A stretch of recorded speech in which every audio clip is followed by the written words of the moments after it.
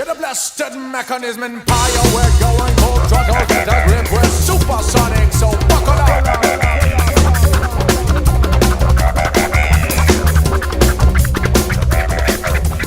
Step in the fire. Interesting thing. You would have seen it in a lot of malls in Dubai, markets in Dubai. This is Oud wood. This is Oud wood. What you see here inside, this is being eaten up by the fungus, and this is what makes it more precious. It's in natural form. It looks like this, and all the holes which is turned black. When this part, if you go in here, you can see it's completely black if I cut it out. This has been used for making bakurs or burning them as it is.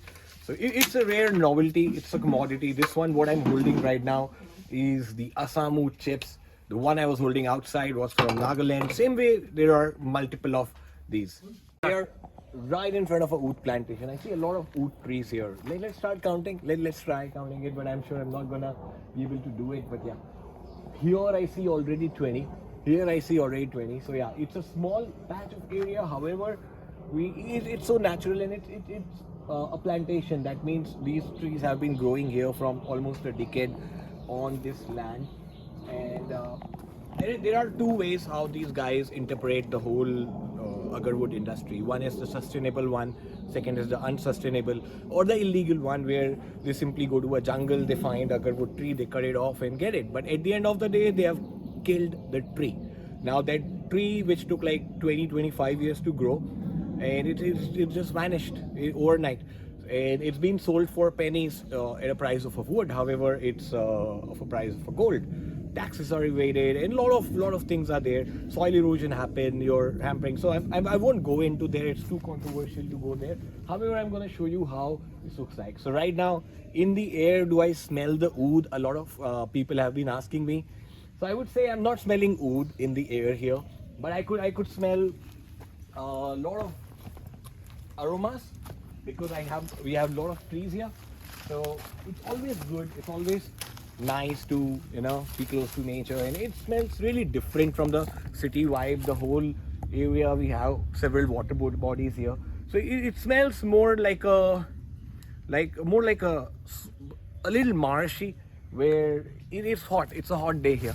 However, I'm not feeling hot because it's little chilled here. Same way is the smell. I smell a lot of greenery, a lot of aromas, a slight spiciness. I do have a distillation unit here, so slight oud smell is coming from there, but nothing from the tree, because the oud as a product, it takes steps for you to get that potent aroma material, right? So what we are looking at is just the beginning, how it is getting started. People might think that it's the wood, but Agarwood is the source. The final product is actually the resin, which is coming from a process where a fungus is eating the wood and the byproduct, and it's happening naturally.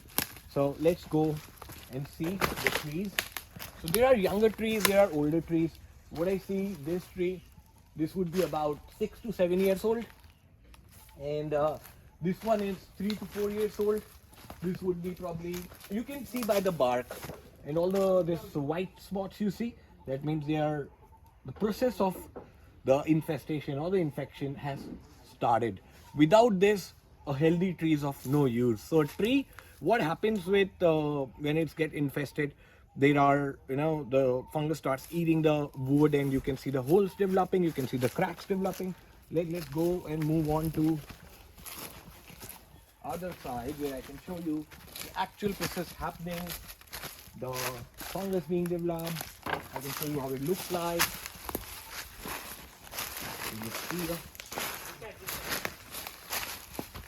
We have to go deeper inside to find the actual one. Let's go.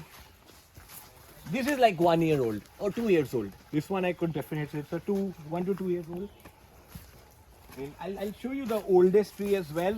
I think this one is the oldest tree in here. Why I can say, because look at the bark in here. Look down. It's as big as almost a 1 feet big, right? So that means it's quite old. Though it's dividing into two parts later. So you might say, looking at this bark, that this is like 10 years old. Looking at this bark, that this is 5 years old. And the entire tree is actually a 15 years old tree. This part is the most rich part. in terms of the resin we are looking for. So I'm going to show you which product comes out from here. But in process of extracting this particular product, you are actually, when the tree is dead, it's all right. But a lot of people cut out a live tree just to get this part. So what we are seeing here is more of a sustainable way of doing it. This tree, probably when they would be processing, they would cut out one part. They have actually divided for a purpose. That this part would go into oud making, this would still remain. Going on further, I'm trying to find fungus. Alright, this guy. Pause it. I think I found it. Come, moving more. We have a lot of trees here. So I'll be showing you exactly how it looks like. I think I find it. I see it here. Come here, guys. So this, you see, this is the fungal infestation. A lot of people may say they actually cut it, make a cut, the liquid pulp comes out. It's a misconception. It's not like that. If I make a cut here, what's coming out is not oud. Okay, guys, that's the number one myth you should clear. It's not that easy to derive oud. Now look at this. This is what we're talking about. You see this white, this thing here? This is actually the fungus. So it's a naturally infected tree here. So the fungus has started eating the bark. What these guys would be doing is chipping off the bark from here.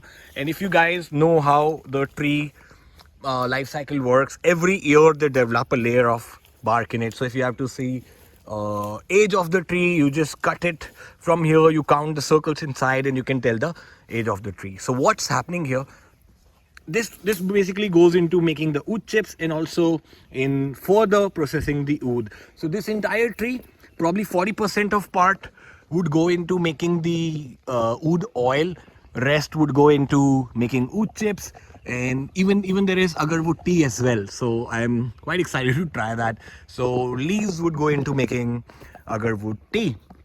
Alright guys, so this is the whole thing, the process that happens, and the presence of this fungus actually qualifies this tree to be further used in Agarwood extraction. So we have found another one of the oldest trees. This tree here, look at the bark side.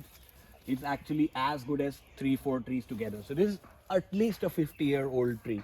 Now when it comes to Agarwood, there are two age factors that comes in. How old the tree is, number one. So I can say it's a 50-year-old Agarwood, but it's not true in a way. And when you extract it, how long you have stored the oud. Some people store it for 3 years, 5 years, 12 years. So in conjunction with selling, when they say 12-year-old, that means the oil is 12-year-old, not the tree. But when they are selling the oud chips and they're saying it's 20-year-old, that means the tree was 20-year-old when the oud was extracted. So now this tree is a very suitable, it's a high quality oud could be derived from here. This one has been naturally growing here from last 50 years.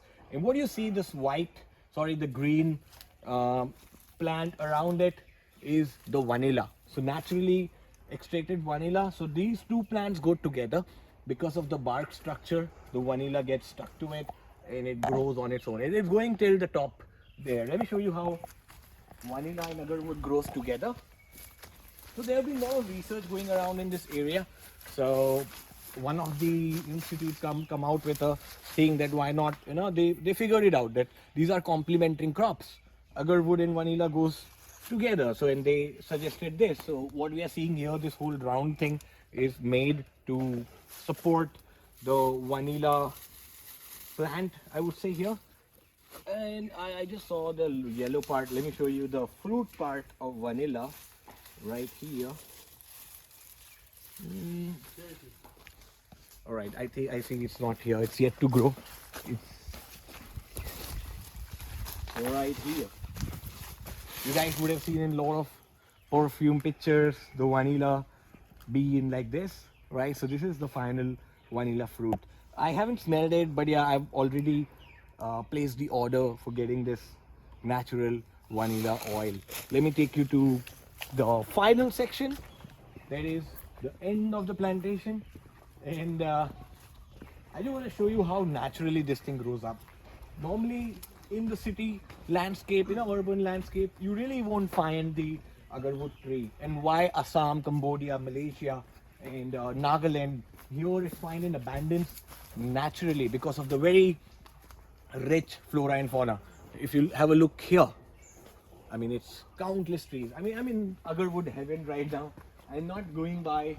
You cannot compare this to a monetary value. It's natural. It's like priceless. I mean, just if I tag it a natural value or a monetary value, it would be more of an insult.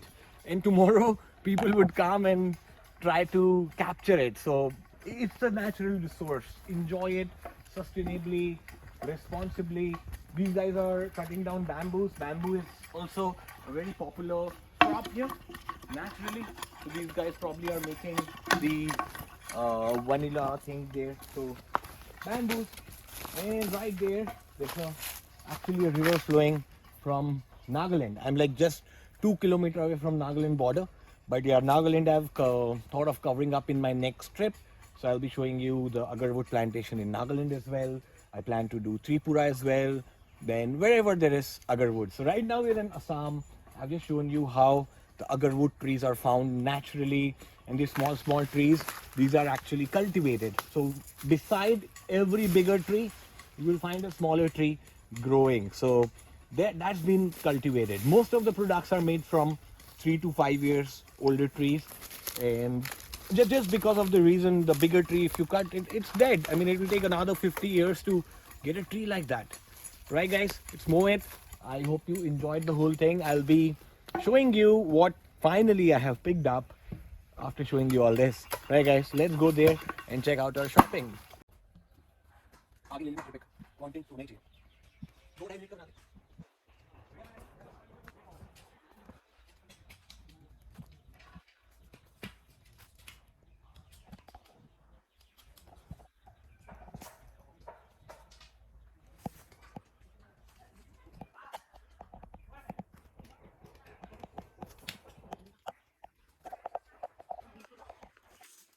So here what we see is a small lab setup that is being done here.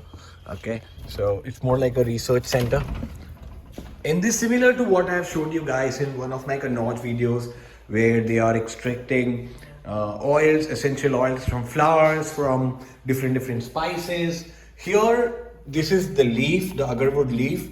They are extracting for making tea and other things. They are extracting the leaves oil here. It is used in a lot of medicines as well.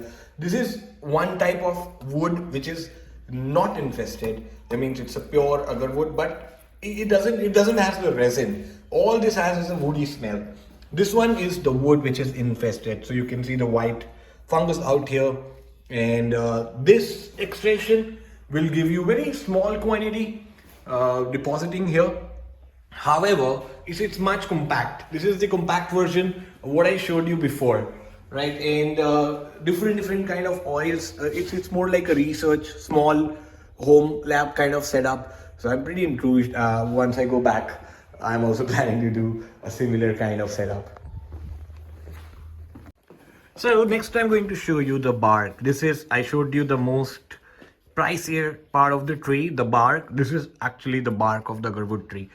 This almost looks like black. However, if I look inside, it's even blacker. You see this?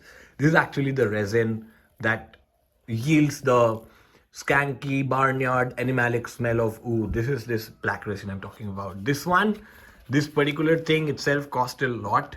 And most of the people, they remove the white part and it looks completely black. I mean, this is unprocessed right now in a natural form.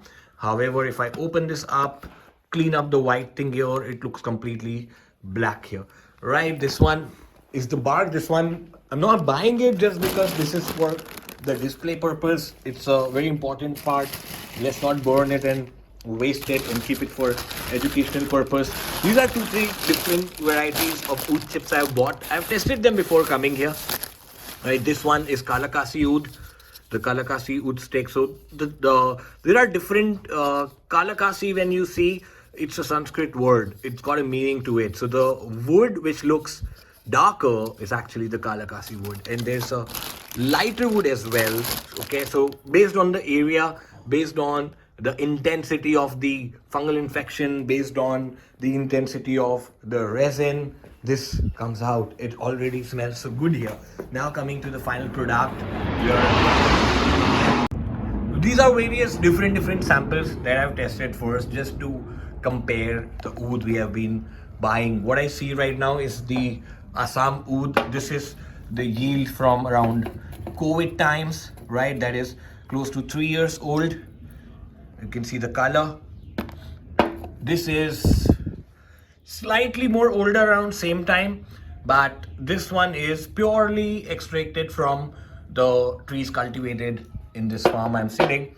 This is even older, I believe, and this is the from the neighboring Nagaland, which is hardly 2 kilometers, 3 kilometers from here, and this looks even darker. What I've thought of purchasing is all three of them, so that I'm exploring. You guys could also explore. I'll be making these available for you guys. You can pick up samples of the you can simply burn the wood here, and I'm also taking a couple of other side products just to try them out. So simply put it in a burner like this over coal or burning cotton, or if you have electric burner, you can actually, these are simple to use products, right? The rest of all of them are for comparison. Like this is from one of the Australian companies. I tested this one.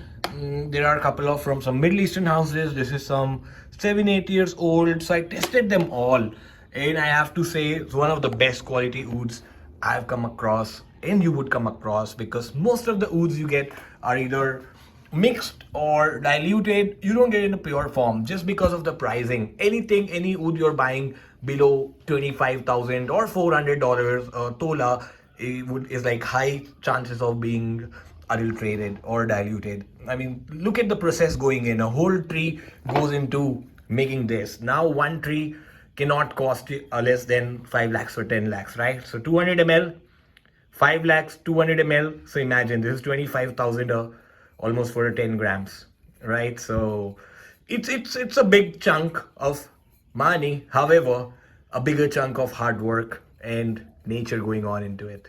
Decided to now वापस off करना. So guys, I've decided to take these two variety. This one is more darker.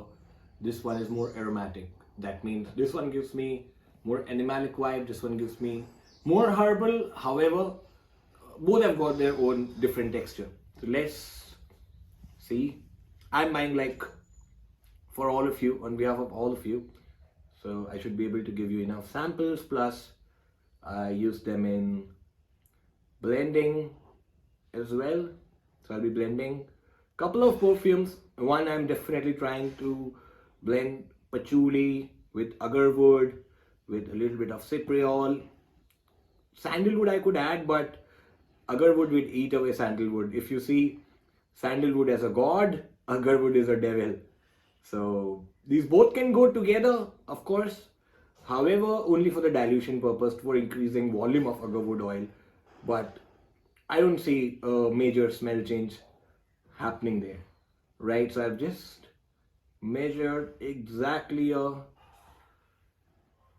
tolas of the darker one, which is originated from Nagaland, and this one originated from where we are sitting right now. So this goes here. I love it. I want to own a wood shop now. Wow. And this itself on skin, what I've been told right now, I'm yet to experience it on my own, gonna give you good 8 to 10 hours. Really, no, show the scale, show the thickness of oud. Isko zoom kar. Are thickness of oud, and there it goes. There it goes. You guys see the whole stream is thicker on the edge. That means it's got a great thickness. If it was light, okay, I dripped a bit. It's more like a gold. I should fill it up before it touches the scale and put it back in and save the oud. Save the oud. There's a perfume called Oud Save the King. Yeah. We are saving the oud right here. There we go. It's a lot of oud we are picking up. I never bought a single ingredient for this much of quantity, monetary wise, but I'm excited. And welcome to the exotic world of perfumery or oud. I'm not gonna waste it. I'm gonna apply it here so that my entire flight smells of it. This is too much of oud I've applied right now. But I should smell like a oud dealer. Oud Baron probably. Oud Baron is a good name for a perfume. Right guys, Mohit checking out. Have a great day. And yeah, a lot of oud coming.